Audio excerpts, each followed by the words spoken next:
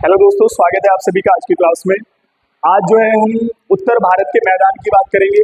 उत्तर भारत का मैदानी क्षेत्र जो है, इससे पहले हम हिमालय पर्वतों का विस्तार देख चुके हैं नदी घाटियों के आधार पर और हिमालय की श्रेणियों के आधार पर, ठीक है ना। आप जाकर देख सकते हैं। हम बात कर रहे हैं उत्तर भारत के मैदान की, तो उत्तर भारत का जो मैदान बना है वो गंगा, ब्रह्मपुत्र व इनकी सहायक नदियों द्वारा जो निक्षेप अवसाद जो लाई गई है उनके द्वारा निर्मित है। ये आप यहाँ से याद रखेंगे। यानी कि जो गंगा ब्रह्मपुत्र जो मेन नदियां हैं ऊपर की, इनके द्वारा लाई गई और इनकी सहायक नदियों के द्वारा लाया गया जो निक्षेप है उससे निर्मित मैदान को उत्तर भारत का मैदान कहा जाता है, ठीक है ना। इसी प्रकार से कुछ मैदान हैं जिनके बारे में बात होती है, तो उन सबके बारे में देख लेते हैं। सबसे पहला पंजाब का मैदान, ठीक है। तो ये सिंधु और उसकी सहायक नदियों द्वारा निर्मित है। ये भी आप यहाँ से याद रखेंगे कि पंजाब का मैदान जो है वो सिंधु और उसकी सहायक नदियों द्वारा निर्मित है। इसको जो है पंजाब का मैदान कहा जाता है, ठीक है।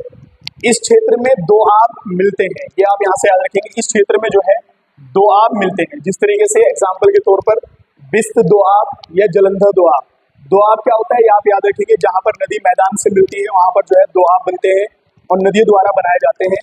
तो इस क्षेत्र में जो पंजाब का मैदान है हमें जो है दोआब देखने को मिलते हैं, जिस तरीके से बिस्त दोआब है, जलंधर दोआब है, ये सब, ठीक है ना। आगे बढ़ते हैं। गंगा का मैदान। गंगा का मैदान यमुना नदी से लेकर, जहां पर जो है गंगा की सहायक यमुना नदी है, वहां से लेकर और बांग्लादेश तक जो है गंगा का मैदान कहलाता है। सबसे बड़ा मैदान है, ठीक है ना। गंगा और उसकी सहायक नदियों द्वारा निर्मित होता है, ये आप यहाँ से याद रखेंगे, ठीक है।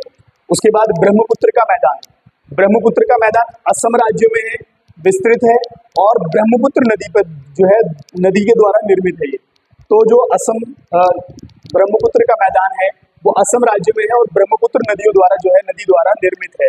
एक चीज यहाँ से आप याद रखेंगे, लास्ट टाइम एग्जाम में पूछा गया था कि ब्रह्मपुत्र नदी पर जो है माजुली द्वीप है।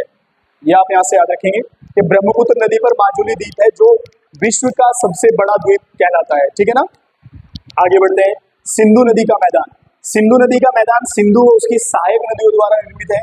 यहाँ पर भी आप देख सकते हैं सिंधु उसकी सहायक नदी द्वारा पंजाब का मैदान बन रहा है।